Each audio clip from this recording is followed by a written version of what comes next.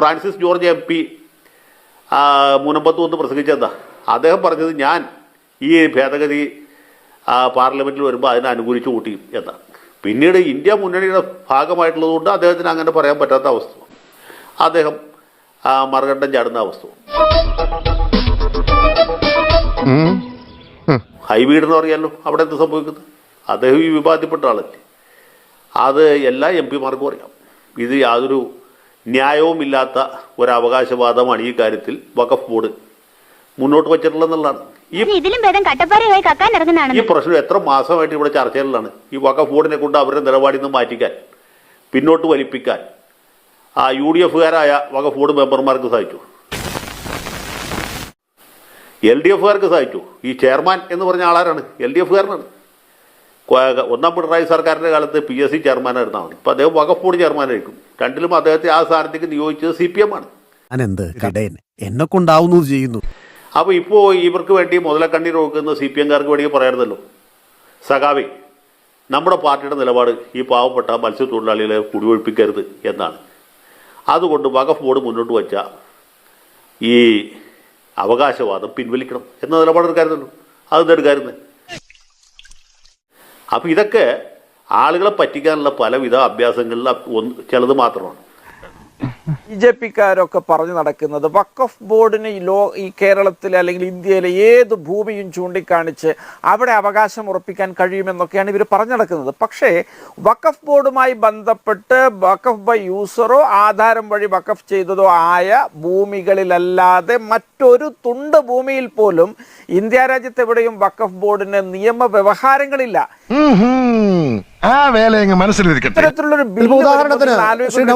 മുനമ്പം ഭൂമി തന്നെ എടുക്കുക. മുനമ്പത്തെ ഭൂമി ഒന്നാമത് അത് രാജാവിന്റെ ഭൂമിയാണ്. അത് ലീസിനെടുത്ത ഒരാൾക്ക് വഖഫ് ചെയ്യാൻ കഴിയുമോ എന്നുള്ളത് ആദ്യത്തെ തർക്കം. ഇനി ഇവിടെ അത് വഖഫ് അല്ല, അത് ഗിഫ്റ്റാണ് എന്ന് അത് കിട്ടിയ കോളേജ് ട്രസ്റ്റ് പറയുന്നു. അവരത് വിറ്റതാണെന്ന് പറയുന്നു. മുനമ്പത്തെ ആളുകൾ എങ്ങനെയാണ് ഈ നിയമക്കുരുക്കിൽപ്പെട്ടത്? നൗഷാദ് ഒന്ന് പറയൂ. തർക്കത്തിൽ കേരളത്തിലെ മുഴുവൻ, നിങ്ങൾ എതിർപക്ഷത്ത് നിൽക്കുന്നത് മുസ്ലിം വിഭാഗമാണ് എന്നൊരു വിവക്ഷയുണ്ടല്ലോ, അത് വെച്ചാണ് ഞാൻ പറയുന്നത്. മുഴുവൻ മുസ്ലിം സംഘടനകളും മുനമ്പത്തെ സാധാരണക്കാരായ മനുഷ്യർക്കൊപ്പമാണ് നിലയുറപ്പിച്ചത്. ഇതുപോലെ മണി നിങ്ങൾക്ക് ഇന്ത്യ സംസ്ഥാനത്തും കാണാൻ സാധിക്കില്ല. എല്ലാവരും അവരുടെ കൂടെയാണ്. സമരപ്പന്തലിൽ ആളുകൾ എത്തുന്നു, ഐക്യദാർഢ്യം പ്രഖ്യാപിക്കുന്നു. പക്ഷേ എന്തുണ്ടായി? അതിപ്പോ എന്റെ കുറ്റം കൊണ്ടല്ല. അല്ല വിനു, കേരളം ഭരിക്കുന്ന സംസ്ഥാന സർക്കാർ അത് പരിഹരിക്കാൻ വേണ്ട സത്വര നടപടികൾ സ്വീകരിക്കുകയും സമുദായങ്ങളെ വിളിച്ചു ചേർത്ത് അതിനൊരു പരിഹാരം ഉണ്ടാക്കുകയും വേണം. ഇവിടെ മുമ്പൊക്കെ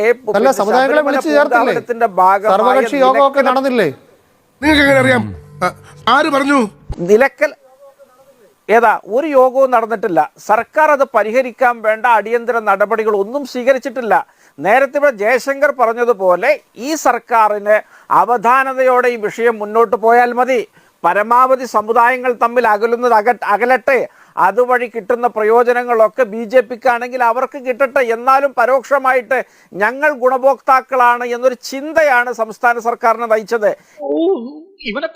സംസ്ഥാന സർക്കാർ ഈ വിഷയത്തിൽ മെല്ലെപ്പോക്ക് കാണിച്ചത്. സംസ്ഥാന സർക്കാരാണ് അതിലെ കുറ്റവാളി. കയ്യേറ്റക്കാരായി എങ്ങനെ യഥാർത്ഥ ഉടമസ്ഥർ മാറുന്നു എന്നതിന്റെ നല്ല ഉദാഹരണമാണല്ലോ മുനമ്പം. ശ്രീ കെ വി, ഇതിനൊക്കെ പറയുന്ന ന്യായീകരണം അത് വിശ്വാസയോഗ്യമാണോ? അയ്യോ, നിന്നെ എങ്ങനെ ഞാനത് പറഞ്ഞു വിശ്വസിപ്പിക്കും? ലക്ഷ്യം വെക്കുന്നത് എന്താണ്? നല്ല ചോദ്യം. പാർലമെന്റിൽ ആ കാര്യം വ്യക്തമാക്കി. ഡൽഹിയിലെ 123 പ്രധാനപ്പെട്ട പ്രോപ്പർട്ടീസ്, അതുമേലെ വഖഫ് ബോർഡിന്റെ ക്ലെയിം ഉണ്ട്. അത് ഏതൊക്കെയാ? നമ്മുടെ പാർലമെന്റ് മന്ദിരം, സുപ്രീം കോടതി ഇരിക്കുന്ന പ്ലോട്ട്, ഡൽഹിയിലെ എയർപോർട്ട്, സെൻട്രൽ സെക്രട്ടേറിയറ്റ്, അതുൾപ്പെടെ. ഇതെങ്ങനെ കോടതിയിലെത്തുന്നേ? 2013 ഇപ്പോൾ നൗഷാദ് അലി സൂചിപ്പിച്ചല്ലോ, മൻമോഹൻ സിംഗിന്റെ ഗവൺമെന്റിന്റെ കാലത്ത് കൊണ്ടുവന്ന ഭേദഗതിയുടെ ആനുകൂല്യം പറ്റിക്കൊണ്ടാണ് പല നീക്കങ്ങളും നടത്തിയിട്ടുള്ളത്. 2014 മോഡി ഗവൺമെന്റ് അധികാരത്തിൽ വന്നു. ആ തെരഞ്ഞെടുപ്പിന് തൊട്ട് മുമ്പാണ് ഇവർ വഴി കാണുന്നത് മുഴുവൻ ക്ലെയിം ചെയ്യാനുള്ള അവകാശം കൊടുത്തത്. അഭിമാനം തോന്നുന്നു. 14 മോഡിയുടെ ഗവൺമെന്റ് വന്നില്ലായിരുന്നെങ്കിൽ ഒരുപക്ഷെ സുപ്രീം കോടതിയുടെ വളപ്പിലും പാർലമെന്റിന്റെ മുമ്പിലുമൊക്കെ വഖഫ് ബോർഡിന്റെ കോടി നമുക്ക് കാട്ടേണ്ടി വന്നേനെ. ആ സ്ഥിതിയിലേക്ക് രാജ്യത്തെ കൊണ്ട് എത്തിച്ചു വിവരം. അങ്ങനെയൊന്നും കാണിച്ചിട്ടില്ല. കാണിച്ചു. ഗുജറാത്തിലെ ദ്വാരക, അത് ശ്രീകൃഷ്ണന്റെ ജന്മസ്ഥാനമാണ്. ശ്രീകൃഷ്ണന്റെ കുടുംബം ഇരിക്കുന്ന സ്ഥലമാണ്. അവിടെ ക്ഷേത്രമുണ്ട്, മഹാക്ഷേത്രമുണ്ട് ഐലൻഡിൽ.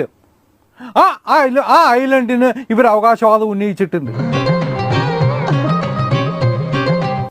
ഇതൊക്കെ ഇന്ത്യയിലല്ലാതെ വേറെ എവിടെയെങ്കിലും പറ്റുമോ? ഇതിന്റെ തുടർച്ചയാണ് നമ്മൾ മുനമ്പത്ത് കാണുന്നത്. സാറേ ഇങ്ങനെ പറയണത് മുഴുവനും അങ്ങാട്ട് വിശ്വസിക്കേണ്ടിയിരിക്കുന്നു. പ്രോപ്പർട്ടീസ് സംരക്ഷിക്കണം. കോടാനുകോടിയുടെ സ്വത്തുണ്ട്, ആയിരക്കണക്കിന് ഏക്കർസ് ഭൂമിയുണ്ട്. അതിൽ നിന്ന് എന്താ വരുമാനമുള്ള ഇന്ന്? അത് പലരും കൈയടക്കിയിട്ടില്ലേ? പല മുസ്ലിം നേതാക്കന്മാരുടെയും സ്വത്ത് വിഹിതം അന്വേഷിച്ച് പോയാൽ അതിലൊക്കെ വഖഫിന്റെ ലിങ്ക് കാണാൻ പറ്റും. നീ വിചാരിക്കും പോലെ അത്ര നിസ്സാരമല്ല കാര്യങ്ങൾ. ഹൈദരാബാദിലെ OIC ഉൾപ്പെടെയുള്ളവർ, UP-ലെ പല കോൺഗ്രസ്സുകാരുടെ ഉൾപ്പെടെ, അത് മുഴുവൻ പുറത്തു കൊണ്ടുവരണം, അത് മുഴുവൻ വീണ്ടെടുക്കണം. അതിനുള്ള പരിശ്രമം കൂടി വഖഫ് ബോർഡ് നടത്തേണ്ടതുണ്ട്. വഖഫ് ചെയ്യുകയാണെങ്കിൽ അത് അയാളുടെ ഭൂമിയായിരിക്കണം, അത് വഖഫ് ചെയ്യുന്ന ആളുടെ ഭൂമിയായിരിക്കണം, അത് ഉറപ്പാക്കണം. അതാണ് 1930-കളിൽ ജൂതന്മാർക്കെതിരെ ഹിറ്റ്ലർ ഉണ്ടാക്കിയ വിവിധങ്ങളായ നിയമങ്ങളുടെ തനിപ്പകർപ്പാണ് എന്ന് വേണമെങ്കിൽ പറയാം. എന്നതല്ലേ ഇതിങ്ങനെ പോയാ എന്നതാവല്ലേ? ഫറൂഖ് കോളേജാണ് ഇത് വിൽപ്പന നടത്തിയിട്ടുള്ളത്. ഈ ഭൂമി തിരിച്ചു പിടിക്കുക തന്നെ ചെയ്യും. ഇതാണ് അവസ്ഥ. അവിടെയാണ് ഈ നിയമ ഭേദഗതിയുടെ പ്രസക്തി. ശ്രീ നൗഷാദ് അലി, മാറ്റി പറയാൻ പറ്റൂ, എനിക്കിങ്ങനെ അറിയുള്ളൂ. ഇത് ഒരു വിശാലമായ ഒരു വിഷയമാണിത്. നൂറ്റാണ്ടുകൾ അതുകൊണ്ടാണല്ലോ വന്നു കഴിഞ്ഞാൽ 6 മാസത്തിനകം രാജ്യത്തെ വഖഫ് വസ്തുവകളുടെ മുഴുവൻ കണക്കെടുക്കേണ്ടി വരും. അതിനൊരു ഡേറ്റാബേസ് ഉണ്ടാവും. അതും ആവശ്യമല്ലേ? അത് ഓർക്കുമ്പോഴാണ് നമുക്ക് സങ്കടം. ഇവിടെ നേരത്തെ KVS ഹരിദാസ് അദ്ദേഹത്തിന്റെ വാട്സപ്പ് യൂണിവേഴ്സിറ്റിയിൽ നിന്ന് കിട്ടിയ ഒരുപാട് വിവരങ്ങൾ പറഞ്ഞല്ലോ. സെൻട്രൽ സെക്രട്ടേറിയറ്റായിട്ട്, പാർലമെന്റുമായിട്ട്, രാഷ്ട്രപതി ഭവനായിട്ടൊക്കെ വഖഫ് ബോർഡ് കേസിലാണ് എന്ന് ഒരു കേസ് സംഘപരിവാറുകാരുടെ വാട്സപ്പ് യൂണിവേഴ്സിറ്റി വിവരങ്ങളൊക്കെ പറഞ്ഞ കാര്യങ്ങളാണ് വിളമ്പുന്ന അദ്ദേഹത്തെ ലജ്ജ തോന്നുകയാണ്. 2014 തെരഞ്ഞെടുപ്പിന് മുമ്പ് പല ഭൂമിയിലും അങ്ങനെ അവകാശവാദം ഉന്നയിക്കാനുള്ള അവസ്ഥ ഉണ്ടാക്കി എന്ന മട്ടിൽ അദ്ദേഹം പറഞ്ഞതാണ്. ഇനി എനിക്ക് നിന്നോട് 4 വർത്താനം പറയാനുണ്ട്.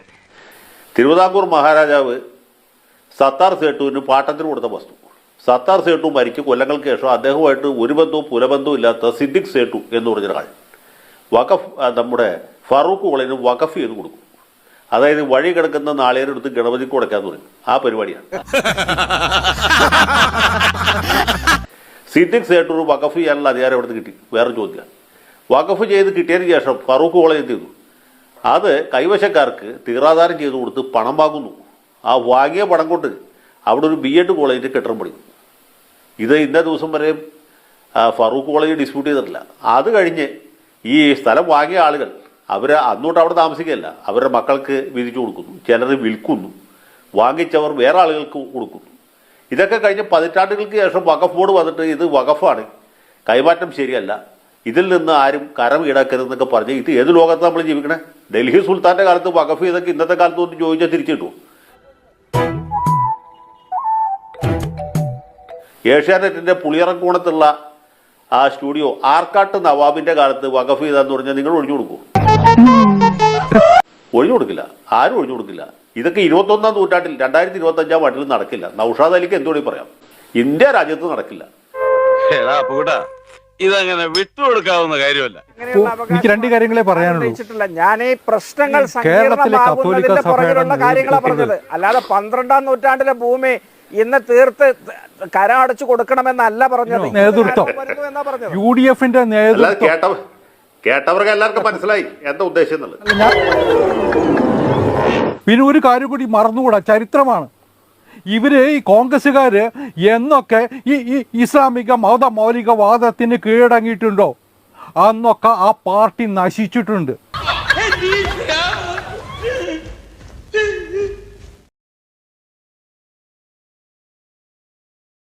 ഒരു മെന്റലി ഒരു വ്യക്തിക്ക് ഒരു സ്വത്ത് ദൈവികമായി സമർപ്പിക്കാൻ തീരുമാനിച്ചാൽ അതെനിക്ക് ക്ഷേത്രത്തിലൂടെ സമർപ്പിക്കാം, ചർച്ചിന് സമർപ്പിക്കാം, അത് മോസ്കിന് വേണ്ടി സമർപ്പിക്കാം. ആ സമർപ്പണം എന്ന് പറഞ്ഞാൽ ഒരാളുടെ ചിന്തയാണ്. വെറുതെ ഷൈൻ ചെയ്യാൻ വേണ്ടി മണ്ടത്തരം എഴുന്നള്ളിക്കല്ലേ.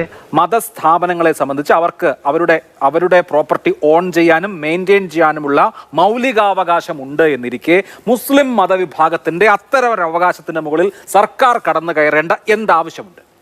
ഓഹോ, കഥ അവൻ അങ്ങനെ ആക്കിയല്ലേ. അഭിലാഷെ, കേൾക്കാനൊക്കെ വളരെ രസമാണ്. ഈ നമുക്ക് എല്ലാവർക്കും തന്നെ ഈ ഫ്രീഡം എന്ന് പറയുന്ന ഒരു സാധനമുണ്ട്. നമുക്ക് വളരെ ആർട്ടിക്കിൾ 15 പ്രകാരം നമുക്ക് എല്ലാവർക്കും തന്നെ വളരെയധികം സ്വാതന്ത്ര്യം ഈ രാജ്യത്തുണ്ട്. പക്ഷേ എൻ്റെ സ്വാതന്ത്ര്യം എന്ന് പറയുന്നത്, നിങ്ങളുടെ സ്വാതന്ത്ര്യം എന്ന് പറയുന്നത് എൻ്റെ മൂക്കിൻ്റെ തുമ്പത്ത് വരെ ഉള്ളൂ. എൻ്റെ മേലേക്ക് കുതിര കയറാനുള്ള ഒരു സ്വാതന്ത്ര്യം നിങ്ങൾക്കോ, നിങ്ങളുടെ മേലേക്ക് കുതിര കയറാനുള്ള ഒരു സ്വാതന്ത്ര്യം എനിക്കോ ഇല്ല. പറഞ്ഞു വരുന്നത് എന്താന്ന് വെച്ചാ പറയണമെന്നില്ല, കാര്യം നമുക്ക് മനസ്സിലായി. നാട്ടിൽ തിരുച്ചന്ദ്രൻ എന്ന് പറയുന്ന ഒരു ഗ്രാമത്തിൻ്റെ പേര് അങ്ങനെയാണെന്ന് തോന്നുന്നു, അതിനകത്ത് എനിക്ക് പ്രൊനൗൺസിയേഷൻ കറക്റ്റ് ആവുന്നില്ല എന്നേ ഉള്ളൂ. ആ ഒരു ഗ്രാമം പരിപൂർണമായിട്ടും വഖഫിൻ്റെ പ്രോപ്പർട്ടിയാണ് എന്ന് പറഞ്ഞിട്ട് ഒരു നോട്ടീസ് അയക്കപ്പെടുകയുണ്ടായി. ആ ഗ്രാമത്തിലുള്ള ആൾക്കാർ എത്രയോ തലമുറകളായിട്ട് അവിടെ ജീവിക്കുന്ന ആൾക്കാർ, 2-3 തലമുറകളായിട്ട് അവിടെ ജീവിക്കുന്ന ആൾക്കാർ അപ്പം തന്നെ അവിടെ ഉണ്ട്. അവർക്ക് വില്ലേജ് ഓഫീസിൽ പോയിട്ട് അവരുടെ ഒരു വസ്തു ക്രയവിക്രയം ചെയ്യാൻ പോലും സാധിക്കുന്നില്ല. നിങ്ങൾ പ്രോപ്പറായിട്ട് ആ ഗ്രാമത്തിൽ പോയിട്ട് റിപ്പോർട്ട് ചെയ്ത് കഴിഞ്ഞാൽ അവിടെയുള്ള ജനങ്ങൾ ഇന്നും പറയാൻ തയ്യാറാവും. അത് പിന്നെ 1000 വർഷത്തിന് മുകളിലായിട്ട് അവിടെ ഒരു ക്ഷേത്രം നിലനിൽക്കുന്നുണ്ട്. ആ ക്ഷേത്രത്തിനകത്ത് ആ ക്ഷേത്രം എപ്പോഴാണ് പണിഞ്ഞു വെച്ചിരിക്കുന്നതെന്ന്, ചോളരാജാക്കന്മാരുടെ കാലഘട്ടം മുതൽ പണിഞ്ഞു വെച്ചിരിക്കുന്നത് വളരെ കൃത്യമായിട്ട് അതിൻ്റെ അകത്ത് രേഖപ്പെടുത്തപ്പെട്ടിട്ടുണ്ട്. ഇതെല്ലാം ചെയ്തിട്ടുണ്ട്. പക്ഷെ ഒരു സുപ്രഭാതത്തിൽ വഖഫ് ബോർഡ് പറയുകയാണ് ഈ ഗ്രാമം പരിപൂർണമായിട്ട് ഞങ്ങളുടേതാണെന്ന്. അതങ്ങനെ വിടാൻ പറ്റുമോ ബ്രദർ? അതങ്ങനെ വിടാൻ പറ്റും. തെമ്മാർത്തരന്ന് ഒരിക്കൽ പറഞ്ഞാൽ മതിയോ? ഇവിടെ എന്താ ചോദിക്കാൻ പറയാനോ ആളില്ലേ? ആ ഗ്രാമത്തിലുള്ള ജനങ്ങൾക്ക് കോടതിയിൽ പോകാൻ അവകാശമില്ല, വില്ലേജ് ഓഫീസിൽ പോകാൻ അവകാശമില്ല, എങ്ങും പോകാൻ അവകാശമില്ല.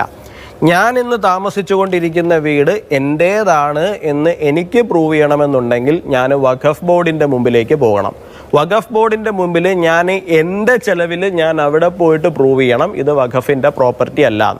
ഒരു ഉദാഹരണം പറഞ്ഞു കഴിഞ്ഞാൽ, ഇപ്പോൾ വഖഫിൻ്റെ പ്രോപ്പർട്ടി ആകുന്ന എന്താണ്, അദ്ദേഹം വളരെ ഭംഗിയായിട്ട് ഷുഗർ കോട്ട് ചെയ്തൊക്കെ പറഞ്ഞു, ഒരാളുടെ ചിന്തയാണ് എന്നൊക്കെ പറഞ്ഞു. വേലത്തിലൊന്നും എന്നോട് വേണ്ട. ചിന്തയാണ് എന്ന് പറയുന്നത് തന്നെയാണ് പ്രശ്നം. കാര്യം വെച്ച് കഴിഞ്ഞാൽ ഒരാൾ ഓറലി അങ്ങ് പറഞ്ഞു എന്നങ്ങ് സ്ഥാപിച്ചാൽ മതി.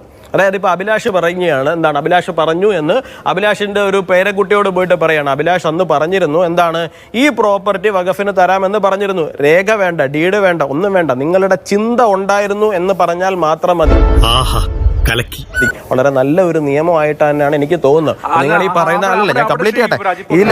കാര്യങ്ങളൊക്കെ കൈവിട്ട് പോയല്ലോ. ഇല്ല, ഞാൻ കംപ്ലീറ്റ് ചെയ്യട്ടെ. കാര്യങ്ങളൊക്കെ റെക്ടിഫൈ ചെയ്യാൻ നിയമനിർമ്മാണം നടത്താം. പക്ഷെ ഇവിടെ കളക്ടർ ആ തീരുമാനം എടുക്കുന്നത് വരെ, യുവരാജ ഡിസ്പ്യൂട്ട് ഉന്നയിച്ച സമയം മുതൽ കളക്ടർ ആ തീരുമാനം എടുക്കുന്നത് വരെ ഈ പാളയം പള്ളി അല്ലെങ്കിൽ ഏതെങ്കിലും ഒരു മസ്ജിദ് അത് വഖഫ് പ്രോപ്പർട്ടി അല്ലാതാവുകയാണ്. എങ്ങനെയാണ് എനിക്ക് മനസ്സിലാവുന്നില്ല, ഒരു സമൂഹത്തെ എങ്ങനെയാണ് ബാധിക്കുക?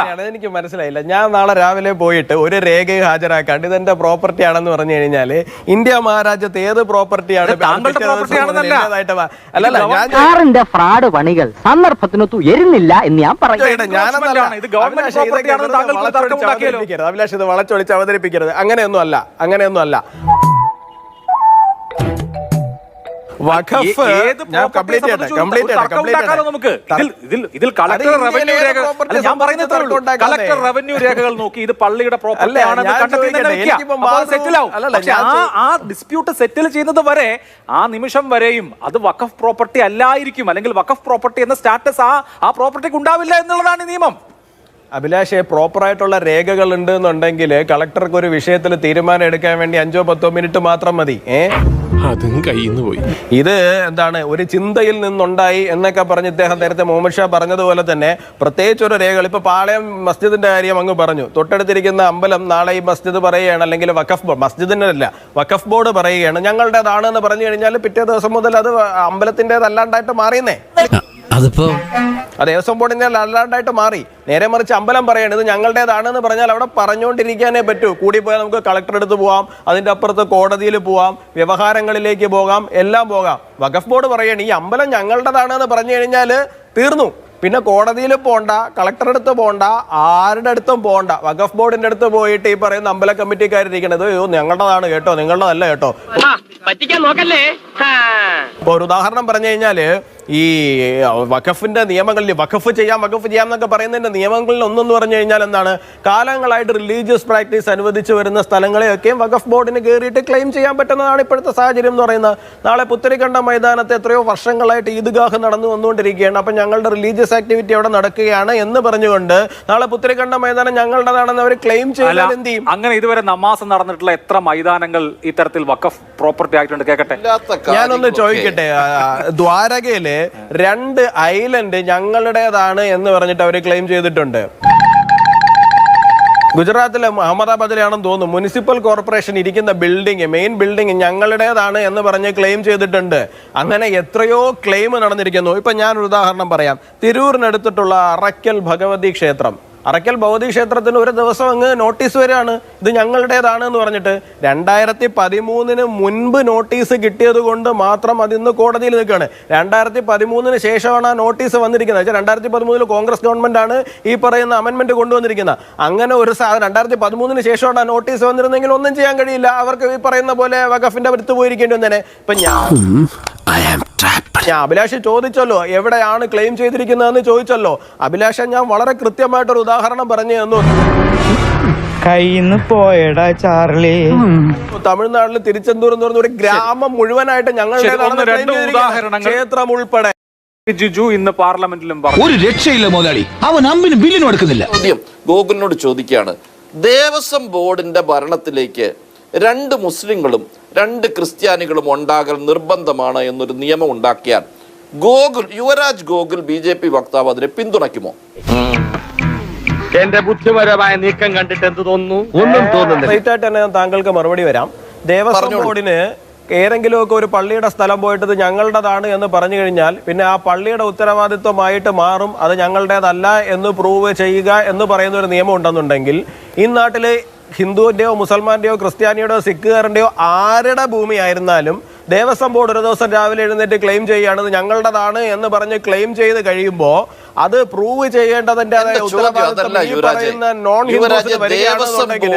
തീർച്ചയായിട്ടും അത് സെറ്റിൽ ചെയ്യാൻ വേണ്ടി ദേവസ്വം ബോർഡിന്റെ മുമ്പിൽ വന്ന് കരഞ്ഞ് മെഴുകി നിൽക്കേണ്ടി വരുന്ന ഒരു സാഹചര്യം അവർക്കുണ്ടാവുകയാണെന്നുണ്ടെങ്കിൽ തീർച്ചയായിട്ടും നമുക്ക് ദേവസ്വം ബോർഡിനകത്ത് പരിഗണിക്കാവുന്നതാണ്. നിലവിൽ ദേവസ്വം ബോർഡിന് അങ്ങനെയുള്ള റൈറ്റുകളില്ല, അവകാശങ്ങളില്ല, ആരുടെയും ക്ലെയിം ചെയ്യാനുള്ള യാതൊരു റൈറ്റും ഇല്ല. ഇപ്പൊ നോക്കൂ, താങ്കൾ എന്റെ പ്രോപ്പർട്ടിയിൽ അങ്ങനെ ഒരു ഇത് വഖഫാണെന്ന് പറഞ്ഞ ക്ലെയിം നടത്തിയാൽ നമ്മൾ തമ്മിൽ ഒരു സിവിൽ ഡിസ്പ്യൂട്ട് ആയി, അത് കേസായി. അതിപ്പോ പള്ളിയുടെ കാര്യത്തിൽ മാത്രമാണോ? താങ്കൾക്കല്ല ഒരു വഖഫ് അഭിലാഷേ, ഞാൻ ചോദിക്കുന്നത് കേസ് ഫയലിൽ സ്വീകരിക്കണമെന്നുണ്ടെങ്കിൽ ഞാൻ പ്രോപ്പറായിട്ട് ഒരു രേഖ കൊണ്ട് കൊടുക്കണ്ടേ? മണ്ടൻ, മരമണ്ടൻ. അല്ലാണ്ട് വെറുതെ ഞാൻ കോടതിയിൽ പോയിട്ട് നാളെ അഭിലാഷിന്റെ വീട് എന്റെ വീടാണെന്ന് ഞാൻ പോയിട്ട് അവിടെ പോയി പറഞ്ഞു കഴിഞ്ഞാൽ കോടതി കേസ് ഫയലിൽ സ്വീകരിക്കുമോ? എനിക്ക് മനസ്സിലാകുന്നില്ല. നമുക്ക് അങ്ങനെ പോയി പറയാനുള്ള റൈറ്റ് ഉണ്ടോ? എങ്കിൽ എന്തത് വായിൽ നാവണ്ടോന്ന് നോക്കിയതാ. എന്റെ പേഴ്സണൽ ആയിട്ടുള്ള ഒരു കാര്യം, എന്റെ ഭാര്യ വീട്ടിൽ ഒരു കുടുംബക്ഷേത്രം ഉണ്ട്. ആ കുടുംബക്ഷേത്രം തൊട്ടടുത്തുള്ള ക്ഷേത്രം ഞങ്ങളുടേതാണെന്ന് പറഞ്ഞ് കേസ് നടത്തിക്കൊണ്ടിരിക്കുകയാണ്. അങ്ങനെയൊക്കെ ആർക്കും പറ്റും, അതൊക്കെ ആർക്കും പറ്റും.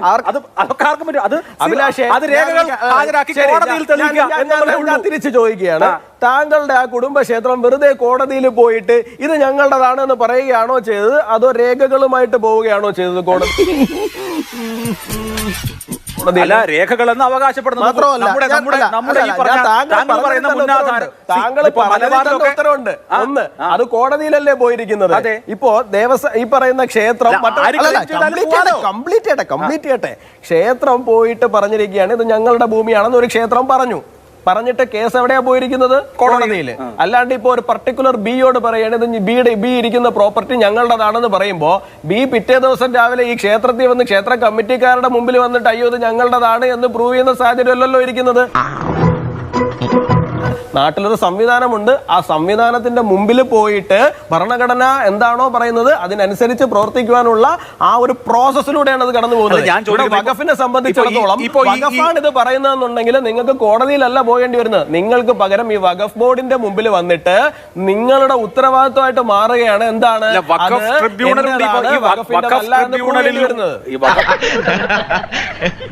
ശിശുപാലൻ ചേട്ടാ എനിക്കൊരു സോഡ വാങ്ങിച്ചോണ്ടോ ഉപ്പിടണം കുറച്ച്. എന്ത് അടിസ്ഥാനത്തിലാണ് ഈ ക്ലെയിം? അവര് പോകണം, അവിടെയാണ് പ്രശ്നം. ശരി. എനിക്കിപ്പോ നിങ്ങളുടെ ഭൂമി വേണം എന്നുണ്ടെങ്കിൽ ഞാൻ രേഖയുമായിട്ട് നിങ്ങളുടെ പുറകിൽ വരണം, അധികാരികളുടെ അടുത്ത് പോകണം. ഇവിടെ പ്രശ്നം എന്താന്ന് പറഞ്ഞു കഴിഞ്ഞാല് എന്റെ ഭൂമി നിങ്ങൾ ക്ലെയിം ചെയ്ത് കഴിഞ്ഞാല് നിങ്ങളല്ല പോകേണ്ടത്, നിങ്ങളുടെതാണെന്ന് പറഞ്ഞു. പകരം എന്റേതാണെന്ന് പ്രൂവ് ചെയ്യാൻ ഞാൻ കയറി ഇറങ്ങി നടക്കണം. ശരി, അതും ശരിയാ. പക്ഷേ വഖഫ് സ്ഥാപനങ്ങളുടെ CEO ആയിട്ട് മുസ്ലിമേതരരെ നിയമിക്കണമെന്ന് പറയുന്നതിന്റെ യുക്തി എന്താണ്? ഇപ്പൊ ദേവസ്വം ബോർഡ് പ്രസിഡന്റായി, തിരുവിതാംകൂർ ദേവസ്വം ബോർഡ് പ്രസിഡന്റായ അബ്ദുൾ ഷുക്കൂറിനെയും ഗുരുവായൂർ ദേവസ്വം ബോർഡ് പ്രസിഡന്റായിട്ട് മുഹമ്മദ് ബീരാനെയും നിയമിക്കുക എന്നുള്ളത് പോലെയാണ്. എന്തിനാണ് മുസ്ലിം മതസ്ഥരുടെ സ്ഥാപനങ്ങളിൽ ഇതര മതസ്ഥരെ അതിന്റെ CEO ആയിട്ടും അതിന്റെ ബോർഡ് അംഗങ്ങളും ഒക്കെ ആക്കി വെക്കുന്നത്? ഇത് ഇവിടെ നിങ്ങളുടെ പള്ളിയിലെ ആചാരപരമായ കാര്യങ്ങളിലോ അവിടുത്തെ പ്രധാന മൗലവിയോ തീരുമാനിക്കാനോ അല്ലല്ലോ ഇങ്ങനെ ഒരു സമ്മതി വന്നിരിക്കുന്നത്. താങ്കൾക്കും അറിയാം അത് അങ്ങനെയല്ല എന്നുള്ള കാര്യം. ലാൻഡുമായി ബന്ധപ്പെട്ടിട്ടുള്ള ഡിസ്പ്യൂട്ടുകളെ പരിഹരിക്കുവാൻ വേണ്ടിയിട്ടാണ് ഈ പറയുന്ന ഇത്തരത്തിലൊരു കമ്മിറ്റി ഉണ്ടാകുന്നതും ആ കമ്മിറ്റിയുടെ മുമ്പിലേക്ക് ആ കമ്മിറ്റി ഫോം ചെയ്യപ്പെടുന്നത്. കിട്ടേണ്ടതൊക്കെ കിട്ടിയല്ലോ, സമാധാനമായല്ലോ.